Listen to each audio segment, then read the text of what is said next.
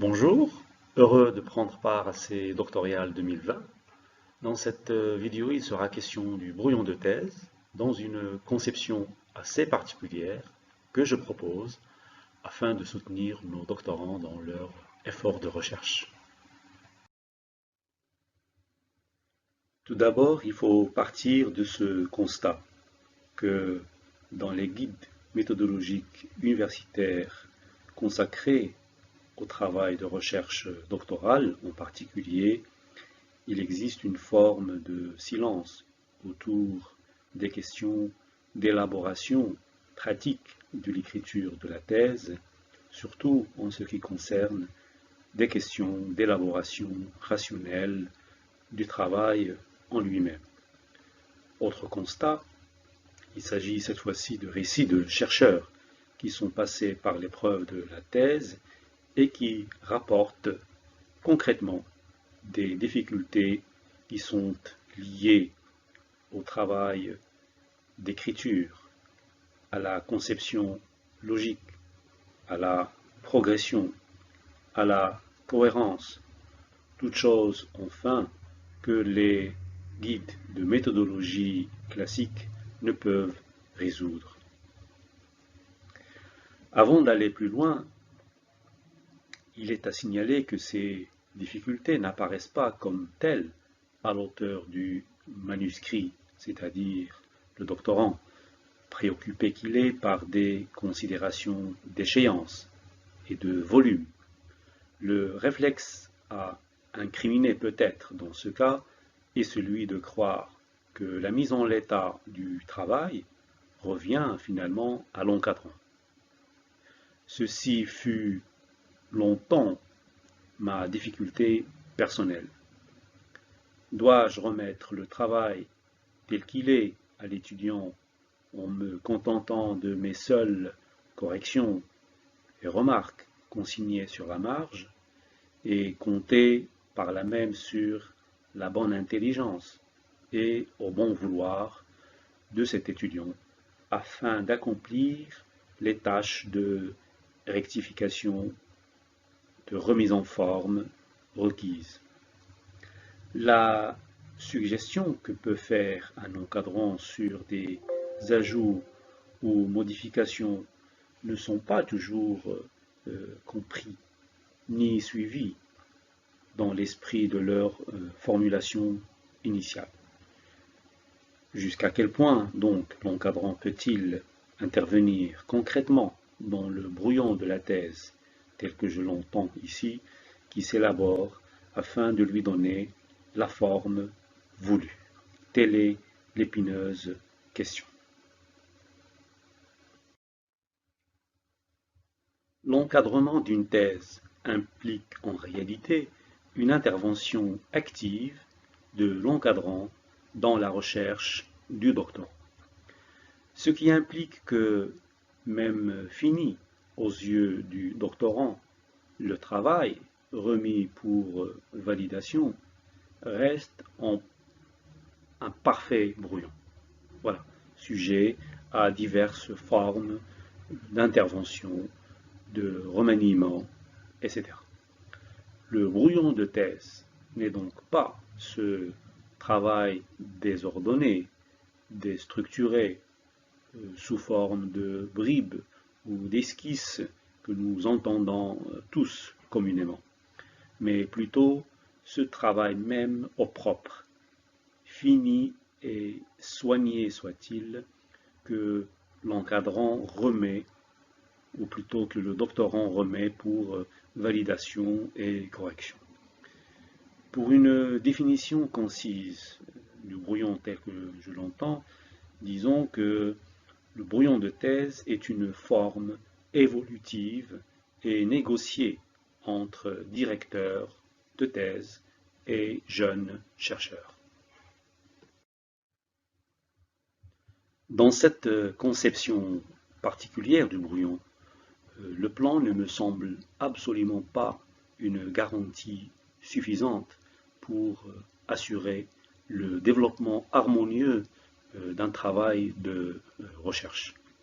Il faut dire dans ce sens que le plan, certes, précède le travail, mais en réalité, il lui succède, puisque nous venons de voir que le travail de thèse comme brouillon est une forme évolutive, c'est-à-dire que l'on ne doit pas hésiter à revoir son plan s'il n'obéit pas aux critères de cohérence, de rigueur, d'harmonie requis.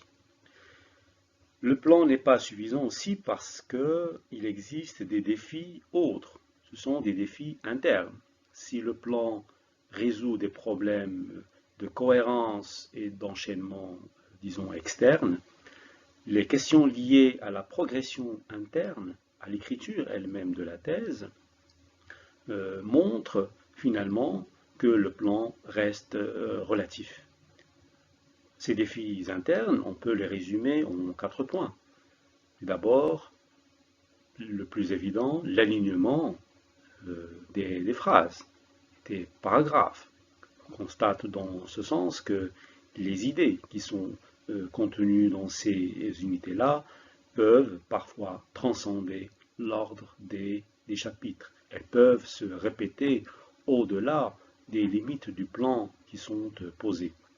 Il s'agit ensuite de la conduite du raisonnement par bloc d'idées et d'arguments. On constate assez souvent que certains arguments iraient mieux dans un autre chapitre, que des blocs d'idées sont répartis, dispatchés sur un ensemble de chapitres ou sous-chapitres, qu'il faudra donc les regrouper. Il s'agit ensuite de la conception des phases de développement, d'une analyse bien donnée, des phases de développement qui parfois sont éparpillées et qu'il faudra regrouper ou alors qu'il faudra échelonner selon une périodisation, par exemple. Il s'agit enfin de l'articulation d'un ensemble de réalités qui sont connectées, des réalités linguistiques, des réalités sociologiques, des réalités morphologiques, à partir desquelles on devrait dégager des lois et des principes lors de l'analyse. Donc tous ces éléments-là constituent, si vous voulez, des nœuds essentiels pour ce qui est de la correction et qui invitent le directeur de thèse à intervenir, soit pour séparer, soit pour regrouper, en tout cas pour donner un ordre selon un plan interne et non pas externe.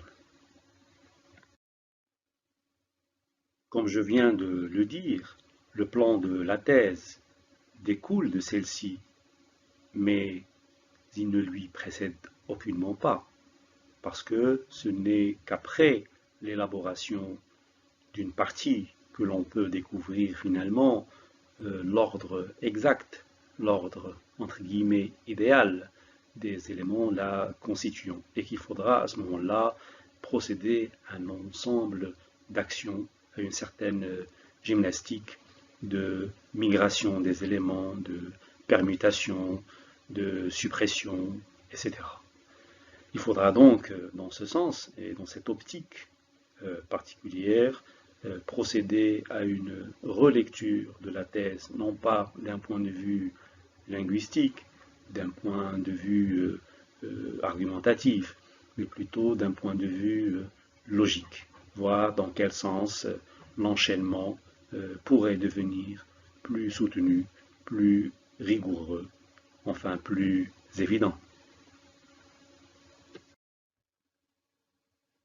Pour une meilleure intelligence de ce propos, je vais partir dans ce qui suit de 3 problèmes principaux qui concernent la mise en forme du brouillon de thèse, à savoir les phénomènes classiques liés à l'écriture, ensuite la maîtrise de ce que j'appellerais les procédés du genre, à quoi reconnaît-on finalement une thèse de doctorat et comment est-ce qu'on arrive à la différencier d'autres genres d'écriture, et enfin je m'arrêterai sur des phénomènes liés à la logique et à la progression, et qui sont plus en rapport avec l'idée du brouillon de thèse que je développe ici. Parmi les dysfonctionnements liés à l'écriture, celle de la thèse en particulier, on constate souvent un certain nombre de phénomènes classiques somme toute, dont j'ai recensé quelques-uns ici. D'abord celui de l'impropriété, et qui est en rapport de manière plus vague, plus générale, avec la question de la maîtrise de la langue. C'est quand un mot n'est pas à sa place. La question ici est celle du choix lexical, et qui est lui-même symptomatique du degré de maîtrise d'une langue donnée. Deuxièmement, la question de la maladresse, qu'on indique souvent sur les marges par l'abréviation MD. C'est l'idée d'une formulation inexacte. L'idée peut être juste, mais son passage à la langue lui laisse à désirer. Alors plusieurs explications peuvent venir à l'esprit. La plus répandue dans le contexte qui est le nôtre est celui de l'interférence linguistique. C'est le cas où l'idée est pensée dans une langue et restituée dans une autre. Troisièmement, la question pratique du choix des titres. Bien sûr, un doctorant peut être enthousiaste, emporté par le travail qu'il mène, et ceci peut le mener à formuler des titres qui dépassent parfois la portée des idées qui sont développées dans un chapitre ou un sous-chapitre. Le commandement dans ce sens, si commandement il y a, c'est de formuler des titres le plus proche possible des questions traitées et non pas céder à la visée décorative plus pompeuse des titres excessifs.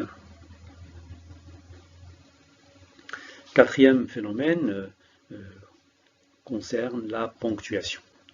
Dans ce sens, je me contenterai de dire qu'il faut toujours opter pour une ponctuation classique, à savoir mettre une virgule après des compléments circonstanciels, par exemple, séparer des propositions par des points-virgules. En tout cas, veiller à ce que la ponctuation puisse faciliter la lecture et la rendre la plus fluide possible. Veillez aussi à diviser les phrases longues. Une phrase longue avec enchâssement, mise en apposition, complique davantage la lecture et éparpille en un sens l'attention de celui qui lit. Enfin, la question de l'enchaînement, qui est en fait en rapport avec le raisonnement même du doctorant. Ce raisonnement qui doit se noter, se voir à travers l'usage des ce qu'on appelle les articulateurs. Ces articulateurs ne sont pas là non plus pour une raison décorative, ils sont là pour montrer comment une pensée se plie et se déplie, comment est-ce qu'elle se progresse, quels sont les rapports internes entre les idées, montrer les rapports de contraste, d'opposition, de causes et de conséquences.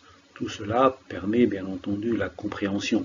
La compréhension n'est finalement que l'intelligence de ces rapports logiques qui devraient être le plus évident possible dans l'écriture. Nous arrivons ici à des niveaux qui définissent même le genre de la thèse. La thèse comme genre d'écriture académique est marquée par un ensemble de procédés qui la distingue, tout en, bien entendu, l'apparentant à d'autres sous-genres, comme l'article scientifique, par exemple. Il s'agit ici de 5 procédés essentiels sans lesquels il n'y a pas de travail de recherche. D'abord, l'idée de la problématique. Problématiser, c'est formuler une question centrale, nous dit-on, autour de laquelle s'organise toute la recherche. Ne pas percevoir à quel point et à quel niveau, ni comment cette question comporte un nœud à dénouer, une opacité à tirer au clair, une dimension biologique non traitée dont il faut s'occuper, un trait peut-être déjà abordé dans la revue de littérature, à laquelle il faudra bien entendu s'atteler dès le début, et qu'il faut reconsidérer dans le travail actuel, c'est finalement manquer à problématiser sa recherche. En somme, c'est se montrer critique qui est demandé aux chercheurs, et non pas seulement d'être descripteur ou se lancer dans un travail sans doute utile, mais pas aussi important que celui de problématiser, qui est celui d'expliquer. Deuxième trait définitoire, je dirais, du genre thèse, c'est celui de l'analyse, qu'il partage bien entendu avec d'autres formes d'écriture académique, sans lesquelles il n'y a pas de travail académique tout court. C'est une autre compétence de base qui risque de faire défaut aux chercheurs mal formés, mal outillés, surtout face à un corpus, en l'occurrence littéraire. Analyser, comme on le sait, c'est décomposer, c'est montrer le travail qui est fait pour arriver à une telle forme, achevée, finie. C'est montrer comment une charpente a été élaborée. En fait, c'est la décrire dans un premier temps. Mais ce travail de description s'accompagne et se double d'un travail d'argumentation, de consolidation. Il s'agit de déduire, voilà, des opérations qui expliquent mieux ce que c'est qu'analyser, c'est déduire, confronter, comparer, extrapoler, inférer, etc. Finalement, ce sont des opérations logiques que l'on apprend très tôt dans la recherche. Il y a une dimension quelque part dialogique dans toute forme d'analyse et qui fait avancer le point de vue de celui qui met l'analyse finalement vers une conclusion. Troisième élément définitoire du genre thèse, c'est justement la définition. Il nous arrive, bien entendu, dans un travail de recherche, de devoir définir des concepts, des notions. Le pire que l'on puisse faire dans ce sens, c'est de ne pas remonter à la source. C'est par exemple de définir un concept comme celui de l'habitus chez Pierre Bourdieu en recourant au dictionnaire de langue, Larousse ou le Robert. Pourquoi ne pas remonter jusqu'à Pierre Bourdieu, en l'occurrence? Cet exemple suffit peut-être à montrer l'usage de la définition dans un travail de thèse. C'est aussi une marque de connaissance de la cartographie conceptuelle d'un champ disciplinaire. On sait qui a proposé tel ou tel concept et on le montre. Ça fait partie aussi de notre capacité à prouver notre connaissance de notre champ disciplinaire. Quatrième élément définitoire du genre thèse, c'est la citation. C'est un point problématique parce que dans beaucoup de travaux de recherche, la citation peut être, c'est un cas extrême bien entendu, peut être tout simplement décorative. D'où l'utilité de se poser cette question. Pourquoi est-ce que je cite? que veut dire citer? Citer, c'est évoquer, bien entendu, ou alors, plus profondément, invoquer le point de vue d'un chercheur sur une question. Il vient en soutien à votre argumentation. On devrait donc savoir pourquoi l'on cite, dans quel but.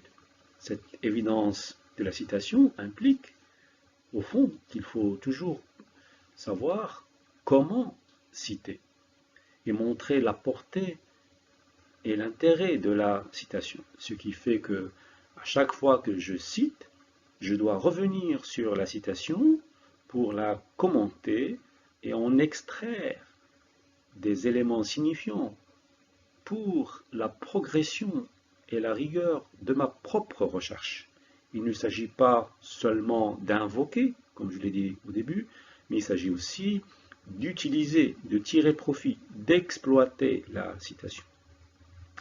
Dernier point ou critère qui définit le genre en thèse, c'est le renvoi. Le renvoi comme technique, renvoyer à des références. Alors, une des tâches fastidieuses de la correction qui peut attendre un directeur de thèse concerne ces notes incomplètes, imprécises ou non conformes aux normes, parce que peut-être le doctorant se dit que ce n'est pas urgent et qu'il pourra compléter plus tard. Mais imaginons que le directeur souscrive à cette idée et qu'il compte sur le doctorant pour qu'il le fasse plus tard et que ce plus tard n'arrive jamais. Eh bien, les choses resteront en l'état, c'est-à-dire incomplètes, donc défectueuses. J'en arrive finalement à des formes plus en rapport avec la logique et la progression interne, disons, de l'écriture de la thèse. Et ce sont là 4 formes qui peuvent présenter des parentés particulières. Mais il faudra bien entendu les distinguer. D'abord, le radotage.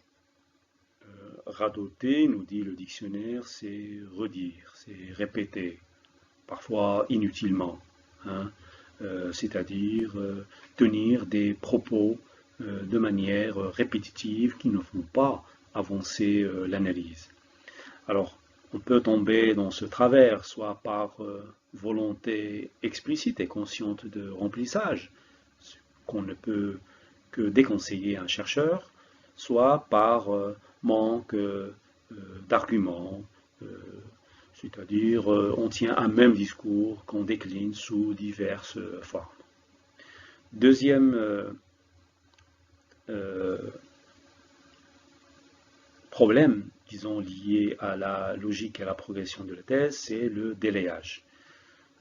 Encore une fois, le dictionnaire nous dit que c'est le verbiage et le remplissage inutile. Souvent, c'est un moyen de créer du volume en recourant à des généralités vides de sens. Dans ce cas, le style académique rigoureux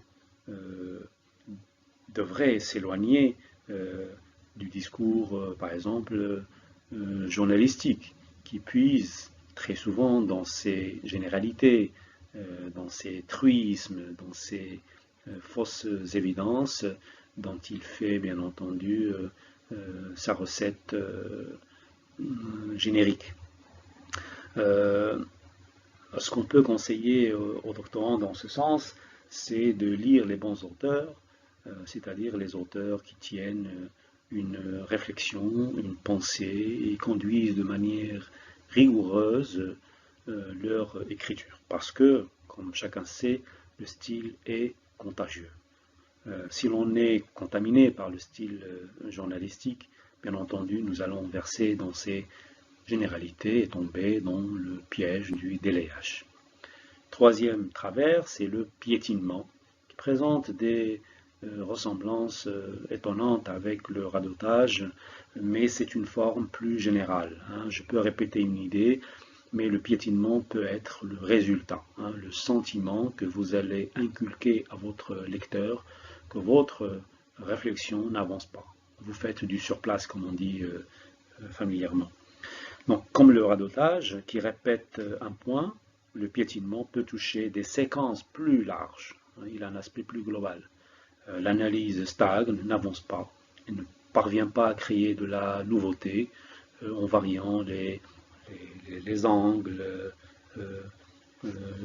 en citant d'autres arguments, en confrontant des points de vue contradictoires, créateurs de bonnes tensions dans l'analyse, etc. Quatrième et dernier point, il s'agit de la régression.